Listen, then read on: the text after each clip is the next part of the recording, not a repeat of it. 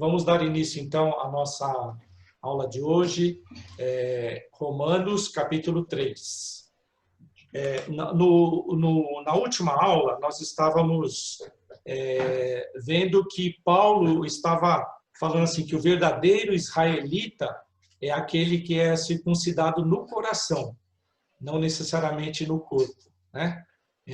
E agora, no capítulo 3, ele vai começar um debate tentando responder a questões que os judeus estavam levantando, né?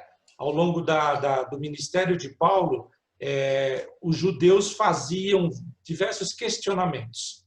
E nesse versículo 3, no capítulo 3, desculpe, ele vai tratar dessas questões, né? Por isso que o título, pelo menos na nossa versão, está assim: Paulo responde a objeções, que são contestações, são oposições àquilo que Paulo pregava, né? Então, vamos lá, versículo 1 e 2, capítulo 3, JP. Qual é, pois, a vantagem do judeu? Ou qual a utilidade da circuncisão?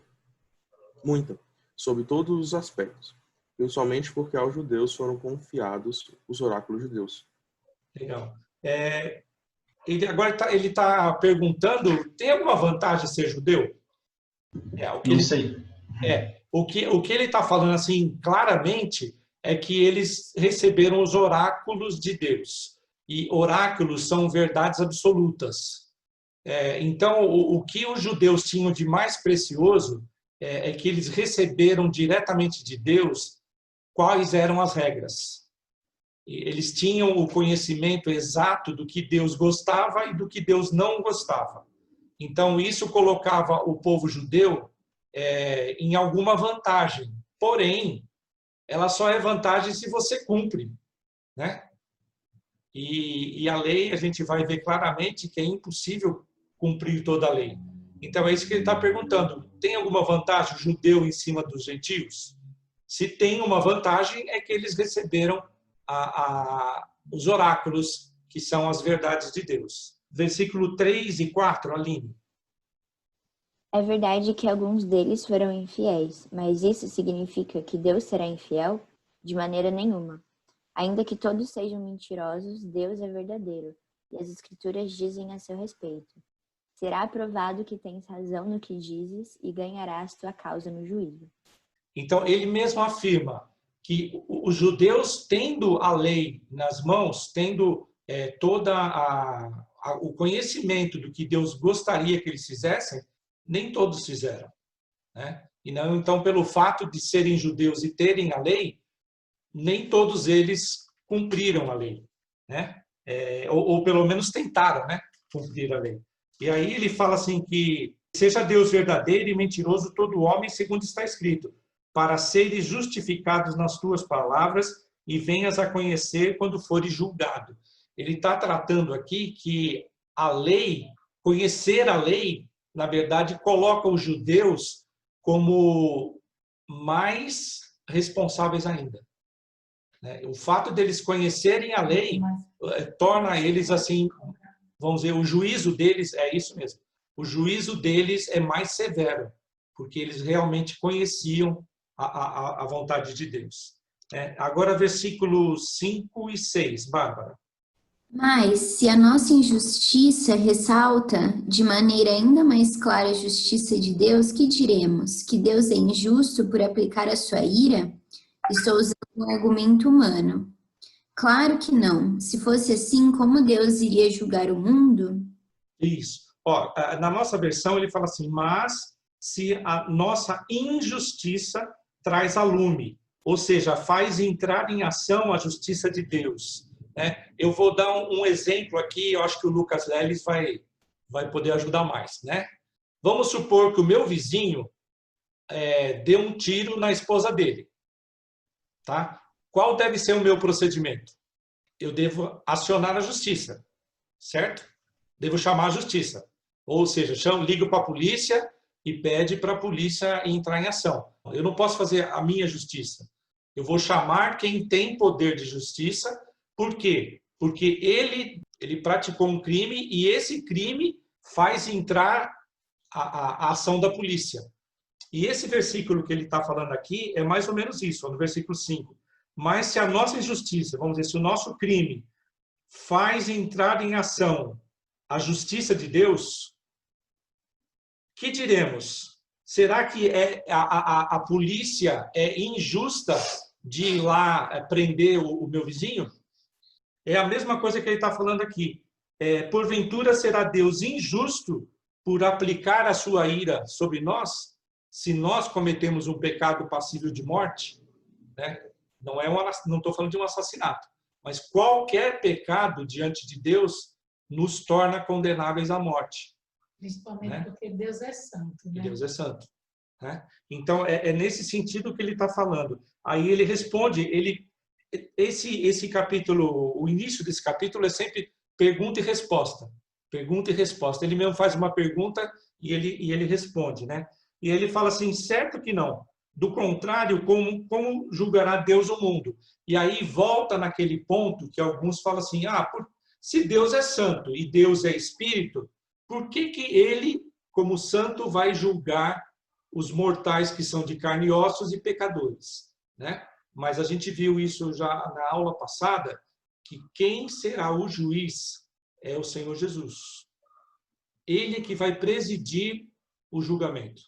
Então, assim, ele tem todas as credenciais para nos julgar, porque, sendo Deus, ele se desfez temporariamente dos privilégios que ele tinha lá no céu e nasceu como homem, viveu como homem, morreu e ressuscitou. Em todo esse tempo, ele não deixou de ser Deus, ele era Deus e homem ao mesmo tempo. E por isso que o sacrifício dele foi aceito, porque ele foi o único homem que viveu debaixo da lei, cumpriu a lei, não pecou e foi sacrificado em nosso lugar. Né? E é por isso que o sacrifício dele se tornou aceitável. Então, ele fala agora no versículo 7, e esse versículo 7 e 8 Lucas. Alguém poderia argumentar ainda, mas por que Deus me condena como um pecador, se minha mentira ressalta sua verdade e lhe traz mais glória? E alguns até nos difamam, afirmando que dizemos, quanto mais pecarmos, melhor. Quem diz essas coisas merece condenação. Isso. Esses dois versículos, eles têm um pouco de dificuldade no jeito de entendê-los, né? Uma das formas de entender esse versículo, assim, a minha mentira, quando ele está falando para judeus, é o Senhor Jesus. Abre lá em Mateus 28, 28, de 11 a 15, após, né, a ressurreição de Jesus, esse texto. E indo elas, que são aquelas mulheres que foram até o sepulcro, eis que alguns da guarda foram à cidade e contaram aos principais sacerdotes tudo o que sucedera. Reunindo-se eles em conselho com os anciãos, deram grande soma de dinheiro aos soldados, recomendando-lhes que dissessem, vieram de noite os discípulos dele e o roubaram enquanto dormíamos. Caso isso chegue ao conhecimento do governador, nós o persuadiremos e vos poremos em segurança. Eles, recebendo dinheiro, fizeram como estavam instruídos. Esta versão divulgou-se entre os judeus até o dia de hoje. Ou seja, para os judeus, o corpo de Jesus foi roubado e não houve ressurreição. E essa mentira prevalece até os dias de hoje. Tá? Eles entendem que Jesus foi uma farsa. Não era o Messias, conforme alguns insistiam que ele fosse, né? Como ele é pregado pelos cristãos. Então, essa mentira, se por causa da minha mentira, ou seja, Cristo, fica em relevo a verdade de Deus para a sua glória, por que sou eu ainda condenado como pecador pelos judeus? Os judeus consideravam Paulo como mentiroso porque estava pregando a Jesus que eles consideravam um embuste, um falso, né? E por que não dizemos com alguns caluniosamente, afirmam que o fazemos, pratiquemos males para que venham bens materiais. eles eram acusados pelos judeus de angariar dinheiro com a fé dos cristãos, né? Então, era uma calúnia, está lá dentro daqueles 21 adjetivos lá de pecados, né? E ele era acusado de arrecadar dinheiro, inclusive para fazer ofertas à igreja de Jerusalém, né? Eles viam isso como alguém que, inclusive nos dias de hoje, falam que a igreja serve para tirar dinheiro dos fiéis, né? E a gente sabe que isso não é verdade. A outra versão, a outra interpretação, desculpe,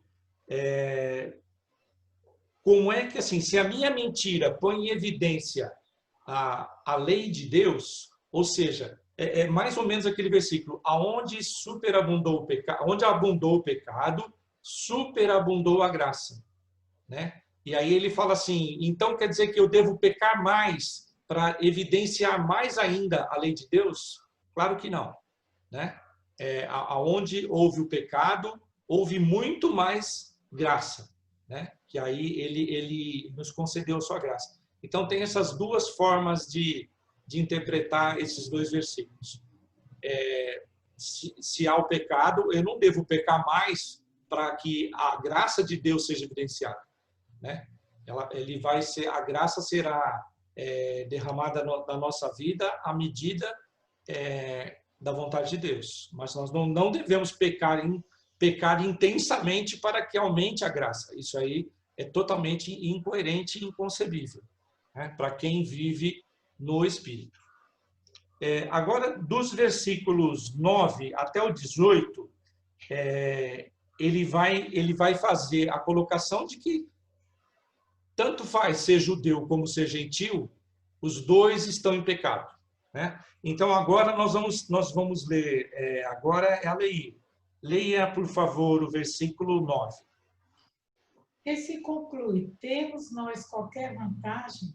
Não, de forma nenhuma. Pois já temos demonstrados que todos, tanto judeus como gregos, estão debaixo do pecado. Essa é a mensagem do versículo 9. Tanto judeus como gregos estão debaixo do pecado. Agora, uma coisa que é interessante, os próximos versículos são trechos de Salmos e também do livro de Isaías. Então, agora eu vou pedir para o JP ler o versículo 10, 11 e 12. Como está escrito, não há justo, nenhum sequer. Não há quem entenda, não há quem busque a Deus. Todos se extraviaram, umas se fizeram inúteis. Não há quem faça o bem, não há nenhum sequer. Eu vou pedir para a Aline abrir em Salmo 14, de 1 a 3. Diz o insensato no seu coração, não há Deus. Corrompem-se e praticam abominação, já não há quem faça o bem. Do céu olha o Senhor para os filhos dos homens, para ver se há quem entenda, se há quem busque a Deus. Todos se extraviaram e juntamente se corromperam. Não há quem faça o bem, não há nenhum sequer. Isso. O que Paulo tá trazendo aqui no versículo 10, 11 e 12 ele está de memória, com a memória, recitando os versículos lá do Salmo 14. Se você comparar um texto com outro, eles não estão exatamente na mesma ordem, porque Paulo está trazendo isso de memória. Mas olha só como é interessante, como Paulo se preocupava com a palavra de Deus a ponto de sabê-la de cor. Isso era uma característica dos fariseus, eles tinham isso como meta, né? Decorar a palavra de Deus. Mas se nós estivermos fazendo um evangelismo, se você não se lembrar das coisas que a gente viu em Atos, venha em Romanos, nesse capítulo aqui, ele fala tudo o que a gente precisa falar para uma pessoa que você está evangelizando, né? Porque são essas palavras que a gente precisa falar para as pessoas, que diante de Deus não há um justo sequer, não há quem faça o bem. Aí as pessoas contestam, né? Mas eu sou bonzinho, eu faço caridade, eu ajudo as pessoas, eu vivo uma vida decente, né? Mas isso não compra a tua salvação. Esse fazer o bem, você não serve para conquistar a tua salvação. Se você é salvo, ele é uma consequência da salvação, mas ele não é o motivo para você se salvar. Nada do que a gente possa fazer vai conquistar a nossa salvação. O único que pode nos dar a salvação é Cristo. É o único. E assim, só um comentário, porque há uma regra, ou a gente acaba se colocando no lugar de destaque. Ah, não, você é pecador, mas eu sou pecador remido, então estou de boa. Mas como a gente já viu nos textos anteriores, é que quanto mais nós temos informações, quanto mais o Espírito Santo abre a nossa mente, e quanto mais a gente se aproxima da luz, mais a luz revela os nossos pecados. Nós estamos numa igualdade. A única diferença é Cristo, né? Então, às vezes, a gente até tem essa facilidade de julgar o outro pior do que nós. Mas a Bíblia diz o quê? Não há um justo sequer. Não há, eu até entendo que do 13 ao 18 é uma radiografia, ou melhor, uma ressonância magnética do ser humano. Né, Aline? Do ser humano, porque eu sou assim. Então, a gente precisa, amados, ter muito cuidado quando a gente vai evangelizar. Eu lembro que uma vez, eu acho que eu contei isso lá, que eu falando com o senhor, ele dizia que eu sou bom pai, bom marido, bom isso, bom aquilo. Aí eu disse assim, então, o senhor não serve para Jesus. Aí ele ficou espantado. Eu disse, não, porque o senhor é muito bom. Jesus só veio buscar uma peste da minha pardada. Aí ele ficou toda, né? E a gente continuou ali. Mas a gente precisa ter cuidado. Por isso que até os nossos relacionamentos, né? São difíceis, porque a gente sempre está julgando o outro pior do que nós. Na verdade, nós somos mais culpados que eles. Porque quando a gente conhece a verdade, o nosso pecado é muito mais, vamos dizer, mais severa a punição, porque a gente conhece, né? Vamos lá, Aline. Eu só ia falar que ontem eu tive uma conversa dessa com um amigo meu. Ele é super católico, né? E eu não sei que assunto que surgiu lá, e a gente começou a falar sobre salvação. E aí ele falou que para a Igreja Católica, eu não sabia disso, inclusive. Ele falou que para a Igreja Católica, o céu a gente conquista, né? Porque na Bíblia está escrito, ele disse que na Bíblia está escrito que a fé sem obras é morta. E aí eu peguei e fui explicar tudo isso para ele, né? Aí eu falei que sim, a fé sem obras era morta, mas que também tinha aquele texto que fala que pela graça vocês são salvos mediante a fé, e isso não vem de vocês para que ninguém se glorie. E aí eu expliquei para ele que a salvação por obras, né? Além de estar errado, lógico, ela é perigosa porque ela nos coloca nesse patamar, né? De que eu faço coisas para Deus e ele se torna um devedor meu, porque eu estou fazendo coisas boas, então ele me deve uma salvação, ele me deve algo. E a gente nunca vai conseguir colocar Deus nesse lugar, né? Aí conversei com ele e tal, expliquei a consequência quando a gente entende que Deus nos ama e tal. E aí foi muito, assim, interessante ver como ele reagiu, assim, né? Porque acho que ele não estava esperando, ele até fez assim, né? Tipo, nossa, mas espera aí. E ele falou assim, nossa, mas agora você me confundiu inteiro, porque a minha doutrina não sei o que lá. E eu falei assim, não, a gente pode conversar mais sobre isso, fica em paz, né? Mas, para você ver, é cristão igual, né? Católico, eu não sabia que eles pensavam dessa forma. Para a Igreja Católica, a santificação é um sacramento.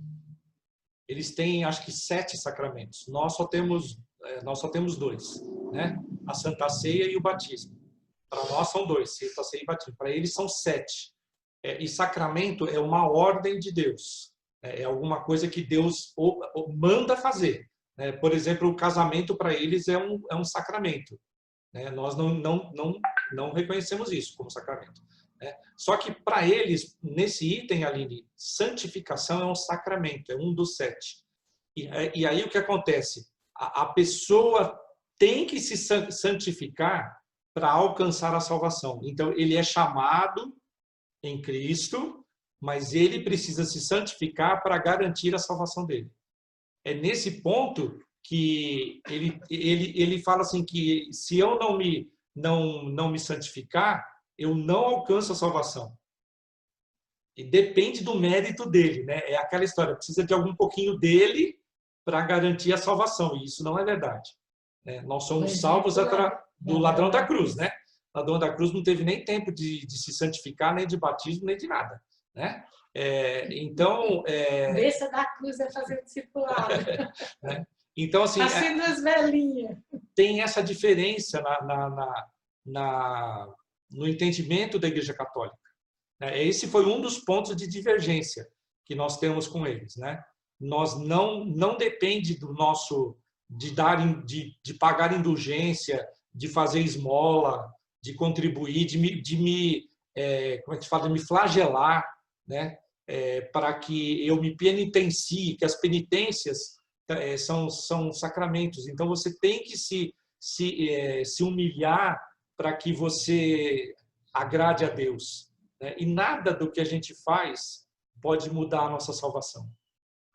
A nossa salvação é inteiramente pela graça. Porque tem 3, assim, né? Nós pecamos por palavras, por pensamento e por ações.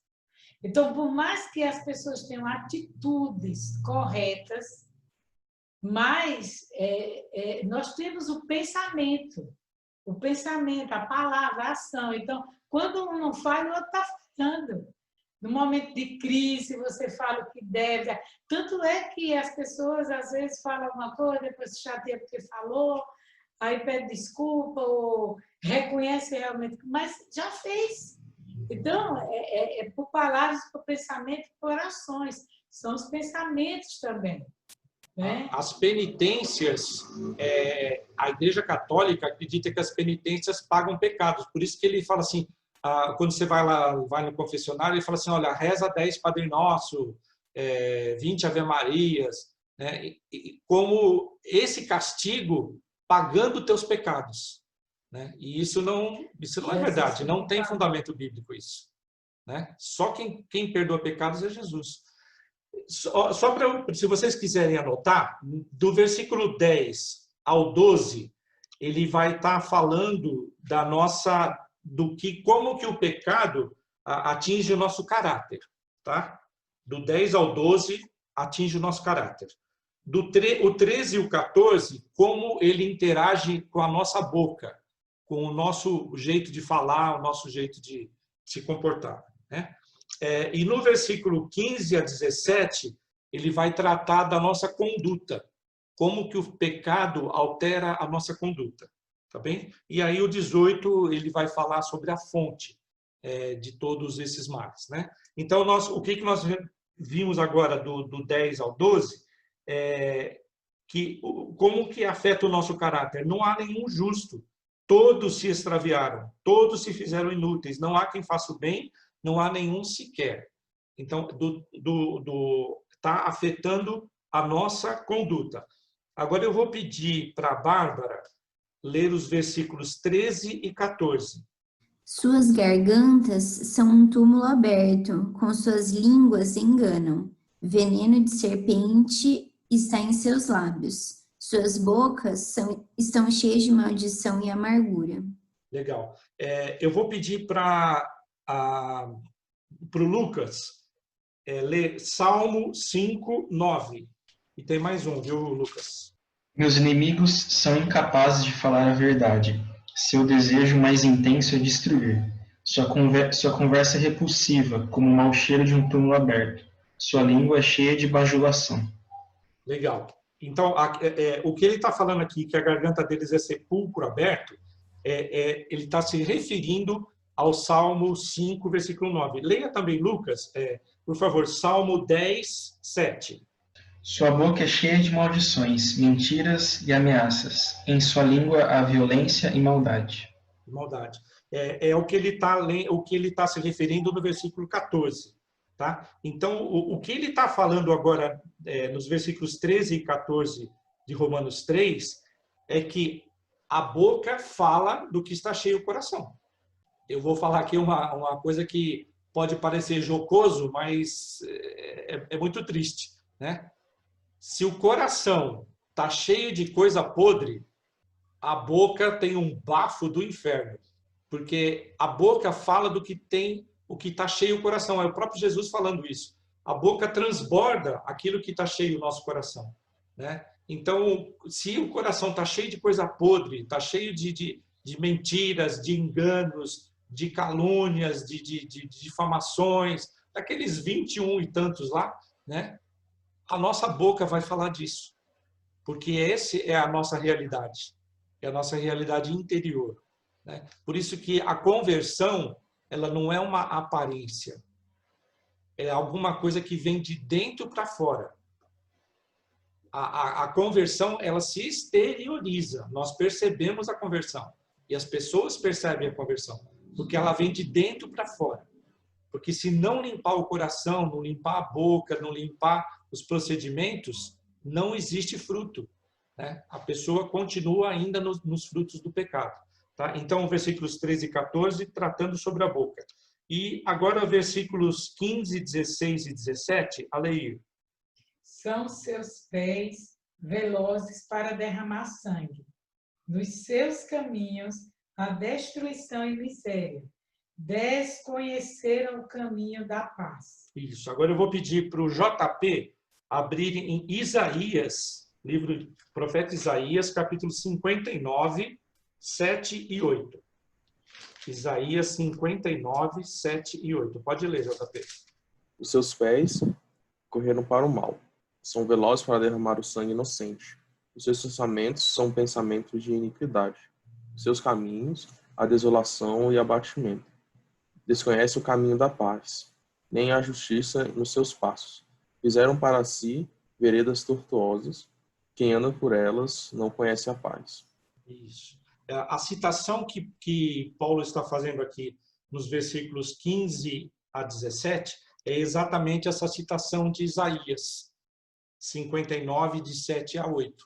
Né? Ele fala assim que a conduta das pessoas que não são convertidas, elas correm para derramar sangue. E, na verdade, o que a gente viu, o homicídio não é necessariamente um ato praticado, né? Se a gente vê lá em primeira carta de João, ele fala assim, aquele que odeia o seu irmão é assassino diante de Deus.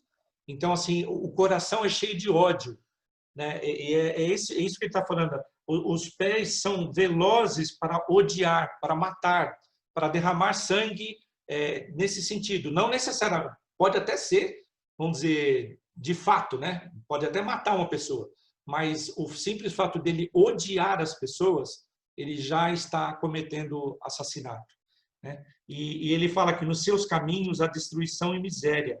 Eles desconhecem o caminho da paz, porque é só totalmente desconfortáveis, azedos, não aceitam as coisas de Deus, não reconhecem que precisam de Deus, né? E tudo isso traz amargura para o coração, e essa amargura ela é exteriorizada, né? O versículo 18, eu vou pedir para a Aline ler. Não há temor de Deus diante de seus olhos. Tá. Esse versículo 18, na verdade, ele sintetiza a raiz de todos esses problemas. Do 10 até o 17, no versículo 18, ele ele mostra qual é a fonte. Simplesmente as pessoas não têm temor a Deus. E esse é a raiz de todos os pecados. Nós não temos o devido temor a Deus, né? E isso nos leva a pecar. Eu não sei se já repararam, algumas crianças, algumas até assim, mas a maioria das crianças não faz arte na presença dos pais, né? Se o pai e a mãe, ou o pai ou a mãe estão perto, eles geralmente não fazem muita arte, né? Agora, se o pai e a mãe não estão vendo, aí a traquinagem rola solta, né? O que acontece conosco é mais ou menos isso. Nós estamos permanentemente na presença de Deus. Ele está o tempo todo, é como se fosse um Big Brother, né? Um reality show da nossa vida toda. Nós estamos sendo gravados e filmados por Deus o tempo todo. Só que a gente às vezes esquece que Deus está vendo. E a gente faz coisas erradas explicitamente na cara dele, né? E aí o que ele fala? Se nós confessarmos e realmente reconhecermos que a gente fez errado, ele, por sua parte, é fiel para nos perdoar, né? E nos purificar. Mas esse temor a Deus que nos ajuda a desviarmos do pecado. A punição, né? A lei, nós vamos falar isso aqui já já. A lei, ela serve também nesse sentido, para nos intimidar, para que a gente não efetive o pecado. A gente pode até, às vezes, pensar em fazer, mas o temor a Deus nos ajuda a desviar do pecado. Tá bem? Então, vamos lá agora, versículo 19 e 20. A Bárbara. Sabemos que tudo o que a lei diz, o diz àqueles que são debaixo dela, para que toda boca se cale todo mundo esteja sob o juízo de Deus. Portanto, ninguém será declarado justo diante dele, baseando-se na obediência à lei, pois é mediante a lei que nos tornamos plenamente conscientes do pecado. Isso, muito legal. O nosso tema desses 2 versículos é que o judeu não constitui uma exceção, né? Então, o fato dele conhecer a lei, o fato dele até às vezes saber decorar a lei, não o justifica, né? Então, para nós fica esse alerta. O fato de nós conhecermos a Bíblia, o fato da gente conhecer às vezes de versículos de cor, né, que é importante e necessário, isso não nos exclui de pecarmos. E aí o que eu queria ressaltar é o seguinte: a lei, ele diz, primeira coisa, ninguém vai ser salvo mediante a lei. Porque o único que cumpriu a lei foi o Senhor Jesus Cristo. O único. Ele foi o único homem que conseguiu cumprir totalmente a lei. Por isso que o sacrifício dele foi aceito. Mas para que a lei foi instituída? Se Deus sabia que o homem não conseguiria cumprir a lei, para que Deus instituiu a lei? Né? Então, são três motivos. A lei, ela primeiro serve como um espelho. Nós nos vemos na lei. E ela nos mostra como é que nós estamos. Então, a lei, primeira coisa, serve como espelho. Em segundo lugar, ela serve para nos refrear. Quando, aquilo que eu estava dizendo, quando nós sabemos que aquilo que nós estamos fazendo é passível de punição severa, né, a gente refreia. É esse mesmo princípio que é aplicado nas multas. Quanto mais cara a multa de trânsito, por exemplo, né, mais intimida o motorista a não cometê-la. Porque ele sabe que se ele cometer, o bolso vai doer, né? E além nesse tipo de penalização, quando você reincide no mesmo erro, a multa dobra. Então, se já é cara uma vez, 2 vezes é muito mais, né?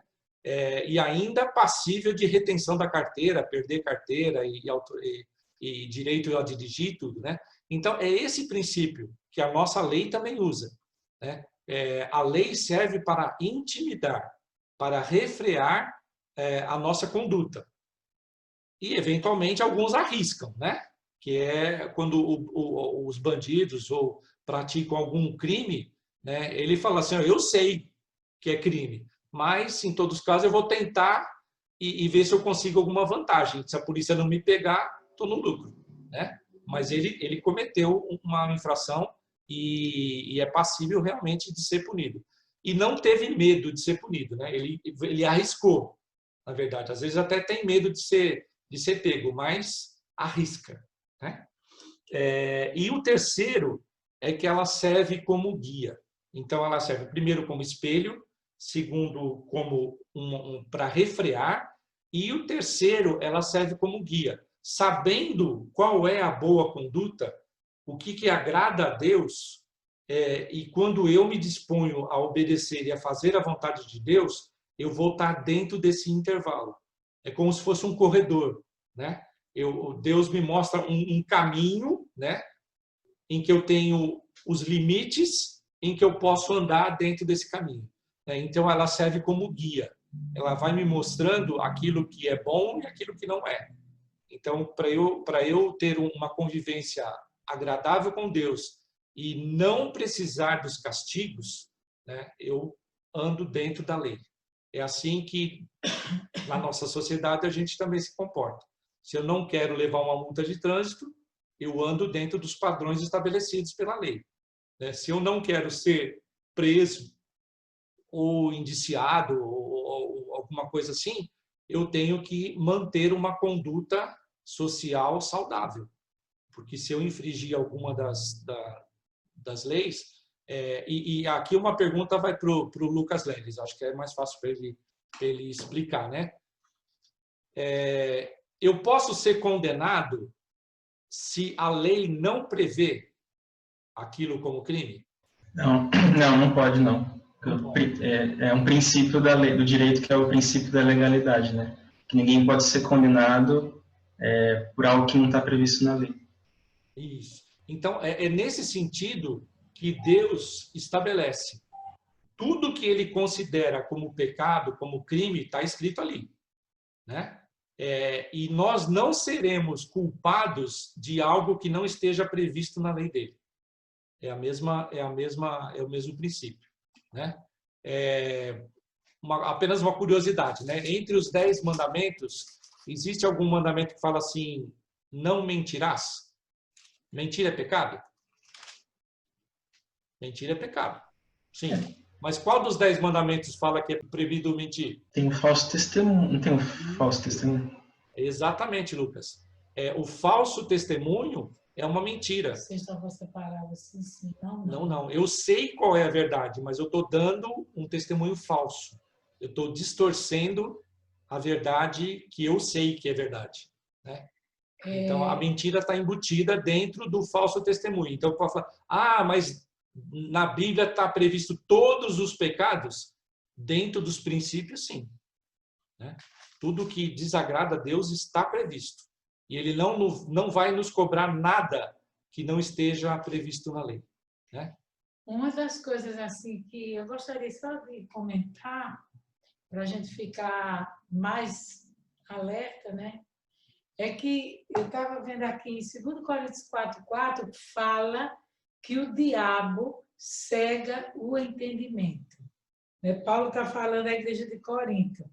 Porque é interessante a gente saber que a gente consegue ver nesse espelho, né, quem nós somos, refrear a situação e ser guiado. Mas o incrédulo, além do agravante da carne, ele tem o agravante do diabo agindo em sua vida, que cega o entendimento. Então, ele não percebe. Por que é que a gente sabe todos os dias que o tráfico leva à morte, a prisão, a desgraça, mas as pessoas estão aí, as coisas estão evoluindo. Por quê? Porque o diabo cega o entendimento. Então, é muito importante, à medida que a gente vai falar para alguém, ou esteja discipulando, evangelizando, ou compartilhando a palavra de Deus, a gente orar para que o Espírito de Deus haja. Porque você está falando para o defunto. E defunto tem que reagir. Você pode tocar nele, ele não se mexe, ele está frio, está duro. Mas é o Espírito que abre o entendimento. Então, é muito sério isso. E Paulo fala também, eu não lembro onde, para a gente não se permitir ser cauterizado, né? Endurecido. Então, isso é muito perigoso. É muito perigoso. Eu estava ouvindo a mensagem do pastor Tiago hoje. Se você não teve a oportunidade de ouvir, ouça. Foi preciosa. E ele falava sobre, lá em Neemias, né? Que o povo armou tenda, foi morar em tenda, e depois de ler o livro, e foi praticar aquilo que trouxe à memória o que Deus tinha feito no passado.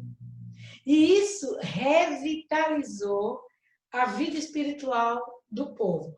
Então, eu e você, a gente pode cair nessa dureza, nessa cauterização. Nós podemos ficar apáticos à palavra, à mensagem, à obra de Deus. A gente pode ficar, porque nós não somos ainda totalmente imunes. Nós vamos para o céu e lá é que o negócio vai funcionar 100%.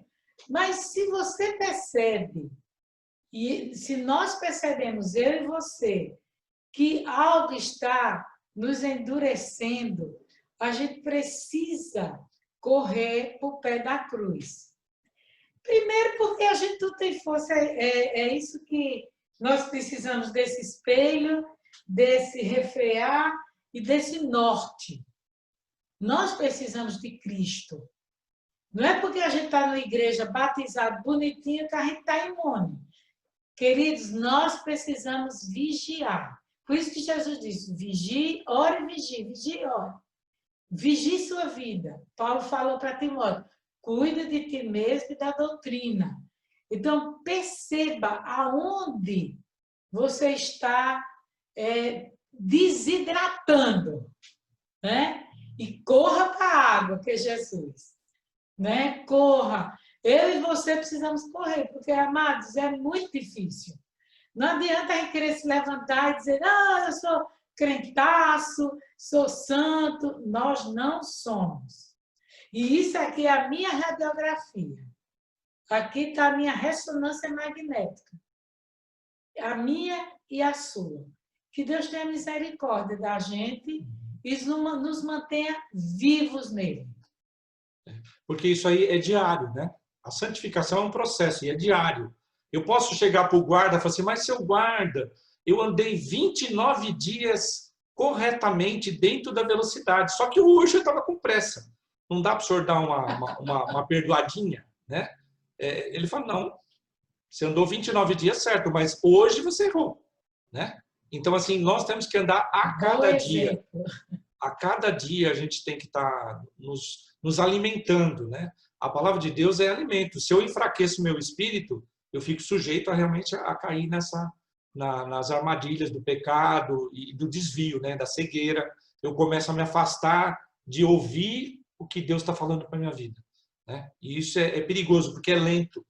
Isso vai acontecendo devagarzinho e você às vezes não vai percebendo. Infelizmente, é uma coisa que não acontece só com os jovens, viu? Acontece com os adultos, com todos nós. Principalmente com missionários. Se você deixar de ficar lendo a Bíblia, se você deixar de orar, se você deixar de ter comunhão com a igreja, com os irmãos, devagarzinho você vai esfriando. E às vezes você não percebe. O diabo é bem sutil, ele vai te afastando bem devagarzinho. A hora que você para ver, você está já bem longe. É como a correnteza que nos arrasta, né? Quando você percebe, você já não tem mais pé, tem que fazer um esforço muito grande para conseguir voltar aos pés da cruz. Na verdade, o esforço é reconhecer o nosso pecado, né? Vamos lá, então, agora para os versículos 21 a 31, ele vai falar que a justificação é única e exclusivamente pela fé, né? Então, JP, versículo 21 e 22.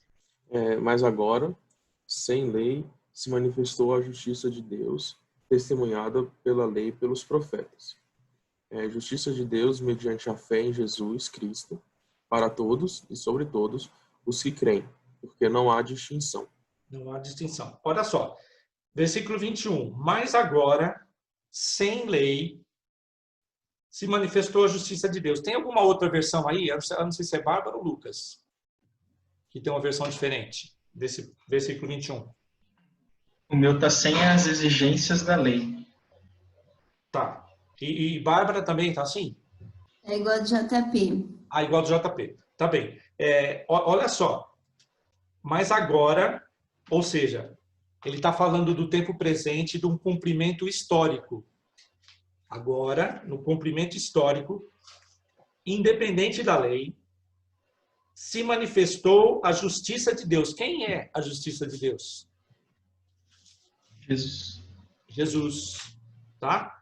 Então, agora, sem a lei, se manifestou a justiça de Deus testemunhada pela lei e pelos profetas. Ou seja, Jesus, ele é confirmado, a palavra, a veracidade dele é confirmada por duas testemunhas, a lei e os profetas. Aí o Lucas, que é da área jurídica, não é para isso que servem testemunhas? Para confirmar ou contestar alguma informação dentro do processo. Né? Uhum. Para saber como a parte dos fatos, né? O que aconteceu, né? Aqueles que realmente presenciaram ou ouviram, né? E podem testemunhar. E quem é que pode testemunhar a respeito de Jesus? Que ele era realmente a justiça, a lei, porque ele cumpriu totalmente a lei, né? E os profetas, porque ele cumpriu todas as profecias a respeito dele. Nessa Bíblia Viva ele diz assim: agora, porém, se manifestou uma justiça que vem de Deus, que não tem nada a ver com a lei, da qual testemunham a lei de Moisés e dos profetas.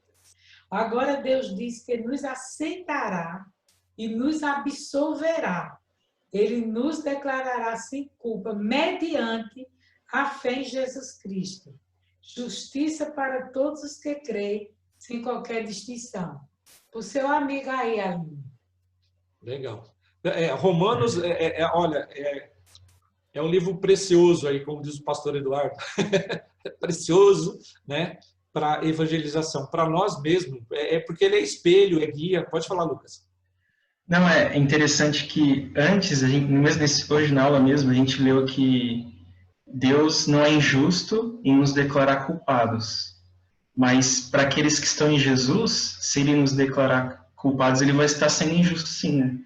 Porque Jesus não chega diante de Deus e pede: Deus, dá uma colher de chá para eles, né? A gente ama eles, abre uma exceção. Não, ele fala: eu quero que o Senhor faça justiça. Ele não pode condenar meus filhos porque eu os tornei justos, né?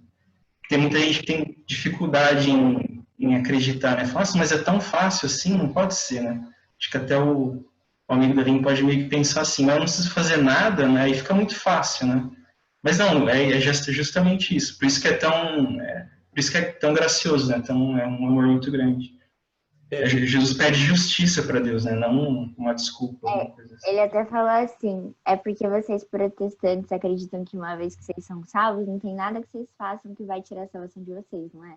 Aí, porque, tipo, era isso que você tá falando, né? Na cabeça dele, tipo, como assim? O Lucas, você está falando exatamente o versículo 26, que a gente vai ler aí. Se tiver aí, vamos antecipar, a gente já entra no gancho aí da... Como é que está escrito o teu versículo 26? 26? Pois planejava revelar sua justiça no tempo presente, com isso Deus se mostrou justo, condenando o pecado, e justificador, declarando justo o pecador que crê em Jesus. Tá? Então, assim, Deus, ele seria injusto se nós não fôssemos absolvidos mediante Cristo. Né? Então, ele se tornou, para ele mesmo ser justo, porque ele que estabeleceu que aquilo era pecado. Só que ele estabeleceu também uma alternativa para sair dessa enrascada, né? Porque não tem, o homem sozinho não tem como sair. Então, e se ele simplesmente perdoasse, ele teria sido injusto também, né? Sim. De graça, assim, não, vou perdoar todo mundo, como que muita gente quer, né? perdoar todo mundo sem nada. Mas não, Jesus teve que pagar. É o que a Igreja Católica prega isso.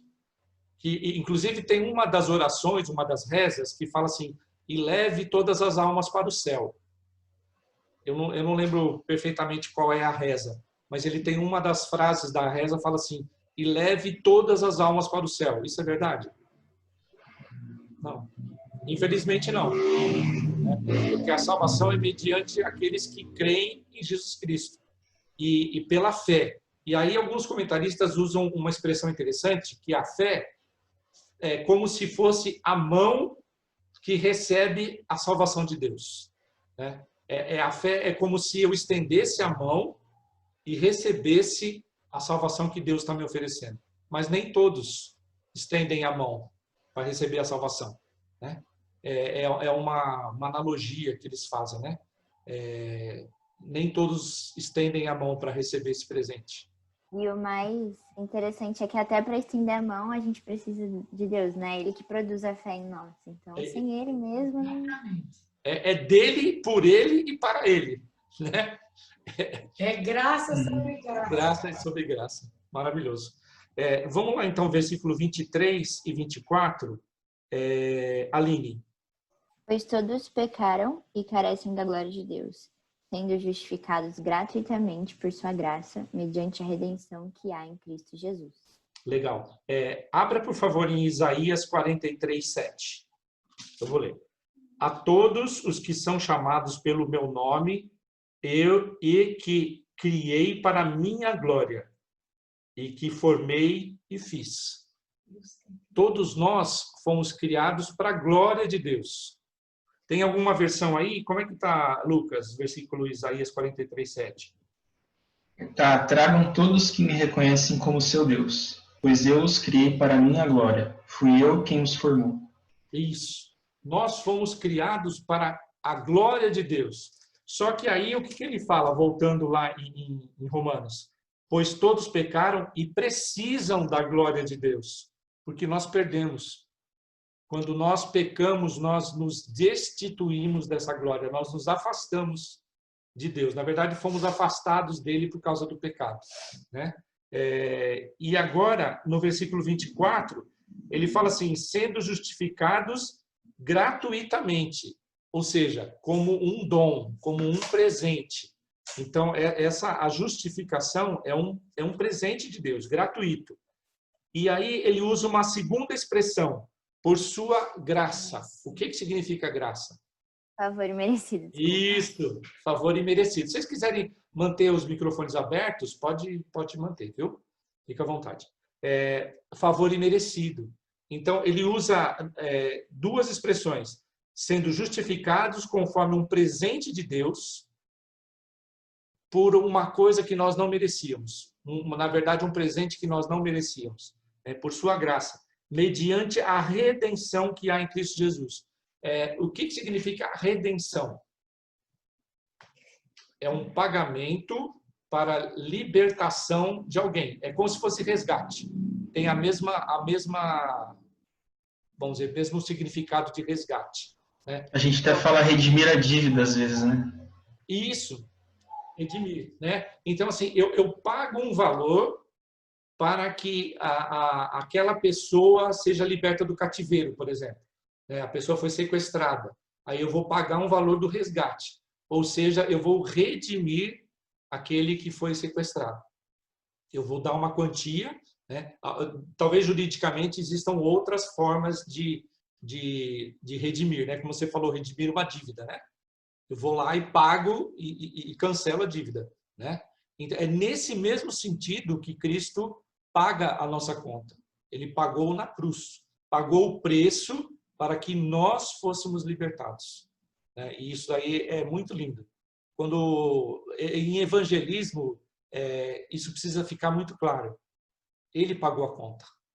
É como se eu devesse, existem alguns exemplos disso, inclusive Jesus falando, que é como se eu devesse eu tivesse uma dívida muito grande e eu passaria o resto da minha vida tentando pagar e ainda assim não conseguiria.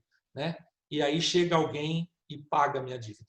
né? Tem aquela parábola lá, né, do Senhor, Isso. é dos senhores que chama? 100.000 talentos. Isso, que é uma dívida impagável, aí ele perdoa, só que o outro não perdoa uma dívida menor. Isso. Exatamente. Exatamente. E isso tira qualquer argumento daqueles que a gente leu hoje também, né? Ah, então vamos pecar porque aí vai, já que Jesus pagou tudo, né? Então a gente pode pecar, mas como que você pode ter uma dívida tão grande, tipo de bilhões, aí Jesus vai lá e deposita, ó, bilhões eu pago sua dívida, não precisa me dar nada.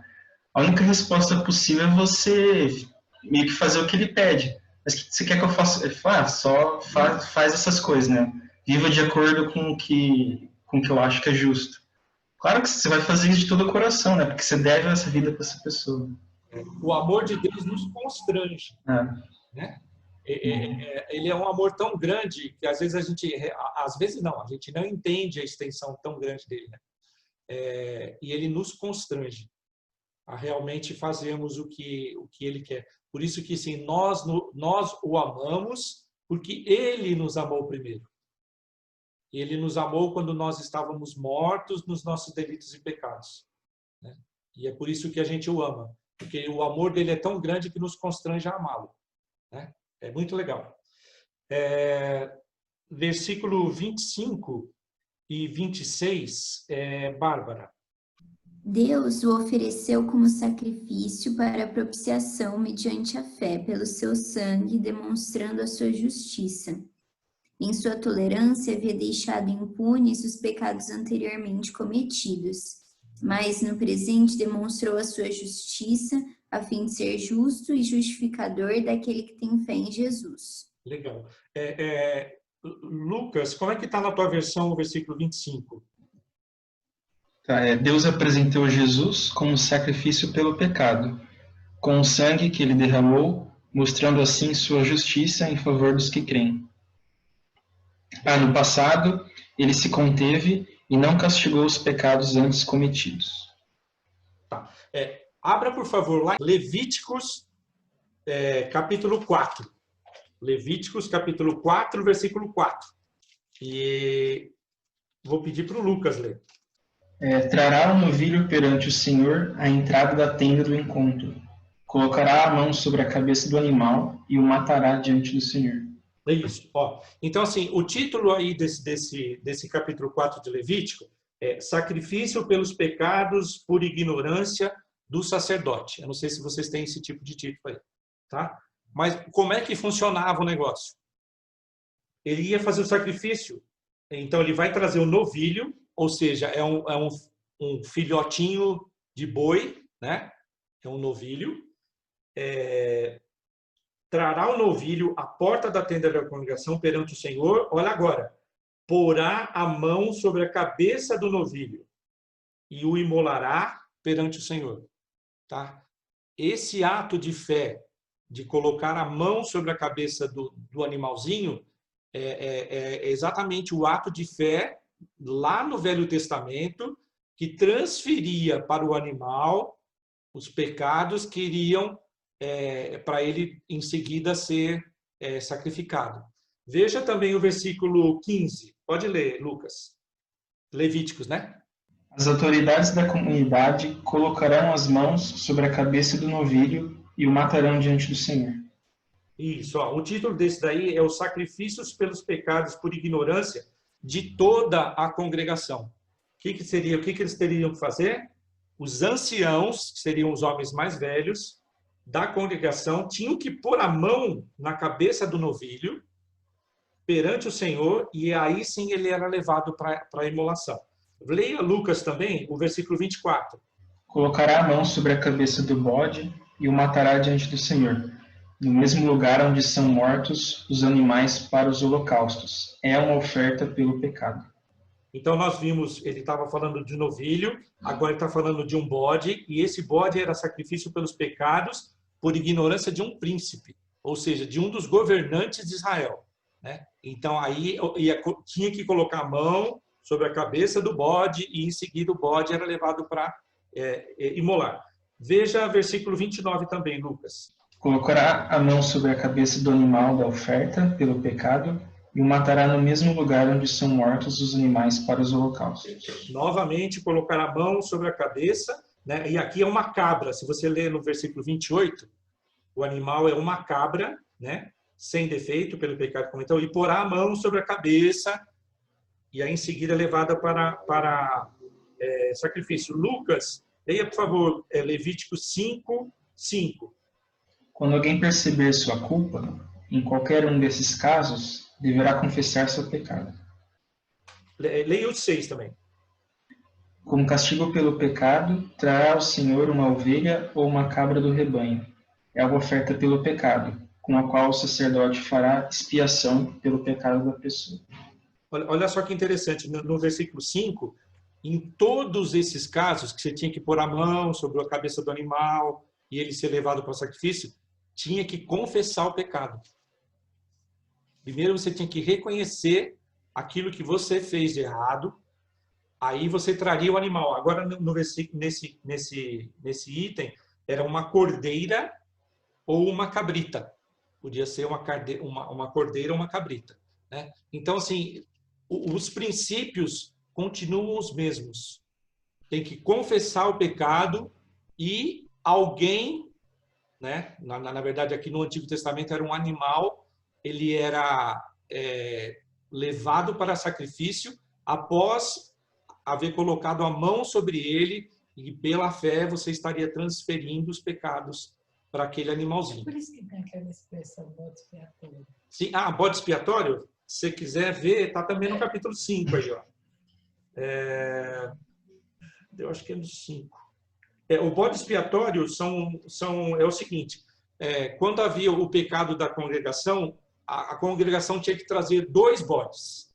E aí, por sorteio, urim tumim, um bode era destinado a sacrifício e um bode era para ser lançado para o deserto, né? Então, pela sorte, um dos 2 era sorteado, esse animal ia para o sacrifício, o outro era expedido vivo, despachado vivo para o deserto, né? Também da mesma forma, colocava a mão na cabeça dele e falava, vai, e esse aí é o bode expiatório, daí que surgiu essa expressão, né? Ele carregava sobre si também os pecados da congregação. E assim, na expectativa é que ele fosse morrer lá no deserto, né?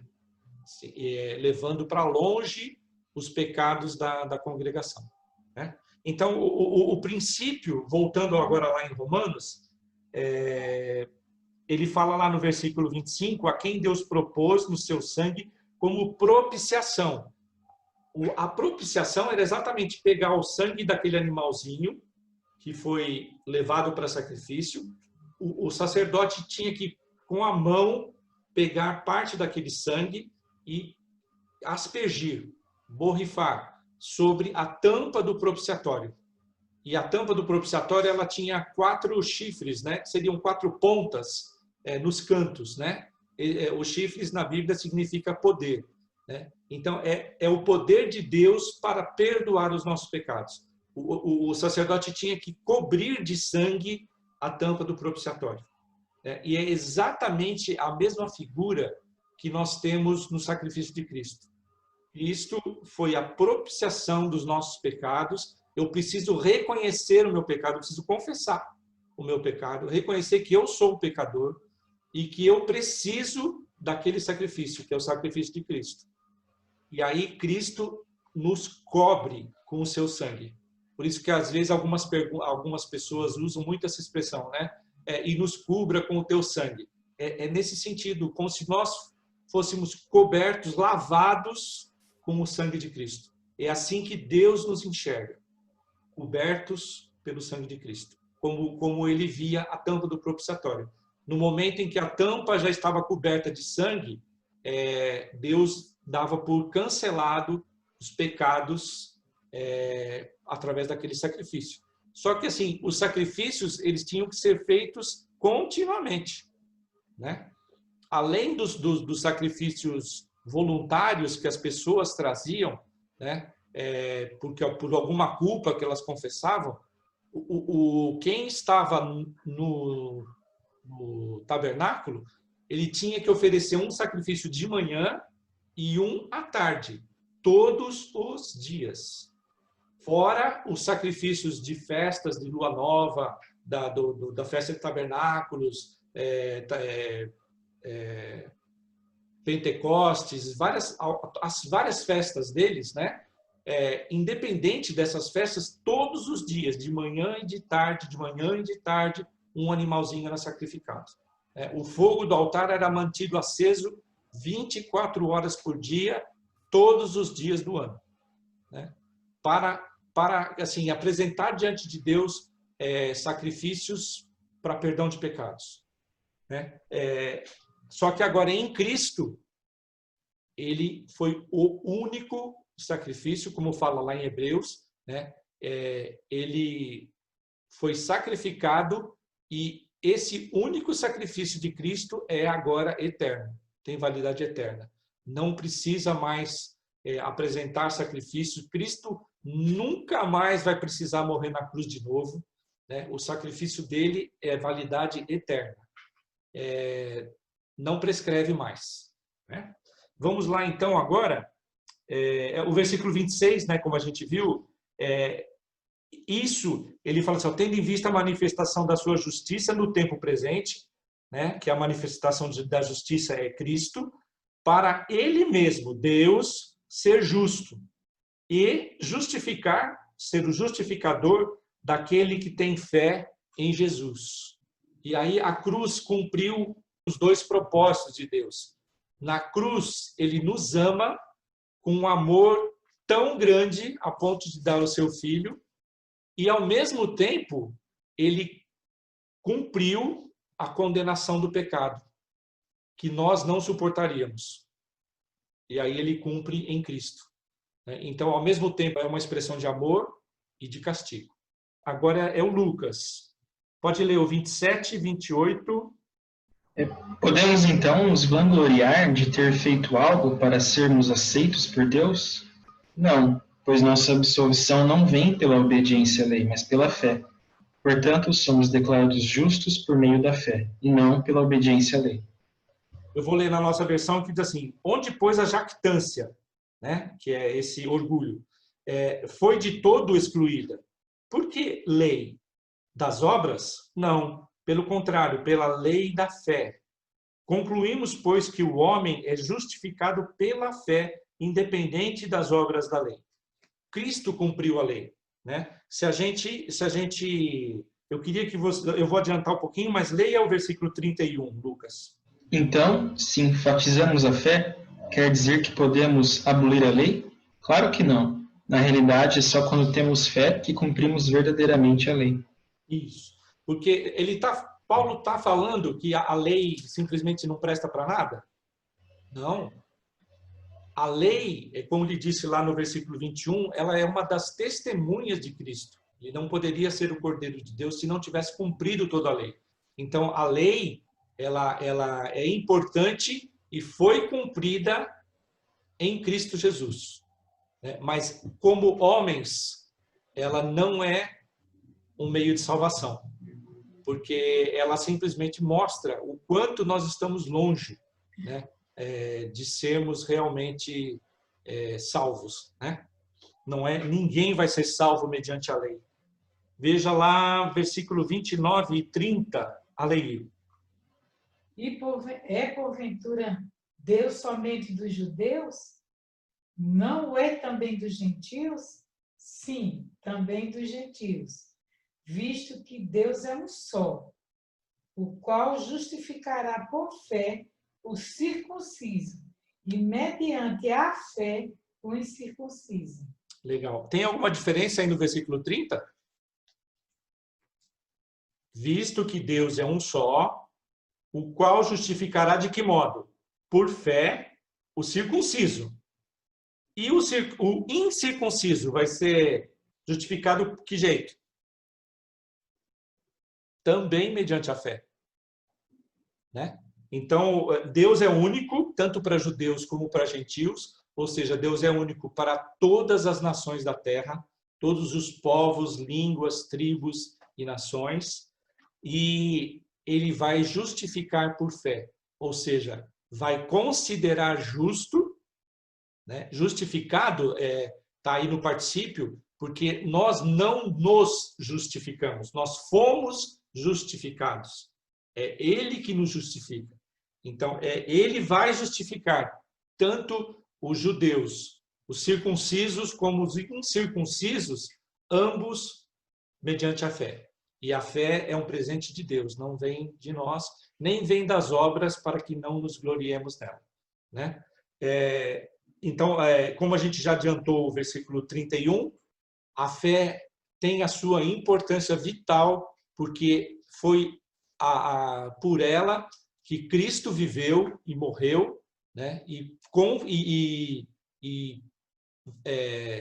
cumpriu toda a lei que Deus mesmo havia estabelecido, né? E aí sim ele pôde ser o nosso justificador. Eu vou terminar com uma frase que eu acho bastante interessante, né? Então ela diz assim: o melhor de mim não me aproxima da salvação, nem o pior de mim me afasta dela. Tá? Então, olha só, o meu melhor, aquilo que eu tenho de melhor, não me aproxima da salvação. E aquilo que eu sou de pior, não me afasta da salvação. Porque a salvação é mediante Jesus Cristo. Eu posso ser o melhor possível, ainda que eu desse o meu corpo para ser queimado, né? Mas isso não vai me dar a salvação. E eu posso ser, sim, extremamente pecador, como eu sou pecador. E isso não me afasta da salvação, porque a salvação foi conquistada na cruz. Por pior que eu fosse, Cristo pagou na cruz o preço. E aí, quando a gente fala assim, tem uma música que eu gosto muito que fala assim que eu jamais saberei o preço que foi pago por mim na cruz. Na verdade, cada um tem um preço diferente, né? Onde abundou o pecado, superabundou a graça, né? Para uns faltava pouco, né? Mas para outros faltava muito. Os preços são diferentes, mas todos nós somos pecadores e devedores, por muito ou por pouco, né? E nós precisamos da graça de Deus. Também eu gostaria de encerrar agora assim a nossa aula. Se Deus permitir, domingo que vem estaremos começando então Romanos capítulo 4. Alguém quer fazer algum comentário, fazer uso da palavra? Quando você comentou essa frase, eu lembrei também de algo que um pastor disse uma vez, que a gente tem que pedir perdão, né, se arrepender pelas coisas ruins que nós fazemos, pelas coisas que ferem a lei de Deus, mas também pelas coisas boas que a gente faz, que estão de acordo com a lei de Deus, porque a gente muitas vezes não faz essas coisas boas, o que a lei pede, de coração. E Deus diz, né, se nossa justiça não supera muito a justiça dos fariseus, né, porque eles faziam só de aparência, eles não gostavam de fazer aquilo, eles só faziam com uma forma de religião.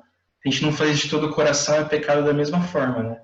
A gente servir na igreja não for de coração, né? Então a gente tem que pedir perdão por tudo, na verdade, né? É só pela graça mesmo. Excelente colocação, viu, Lucas? Excelente.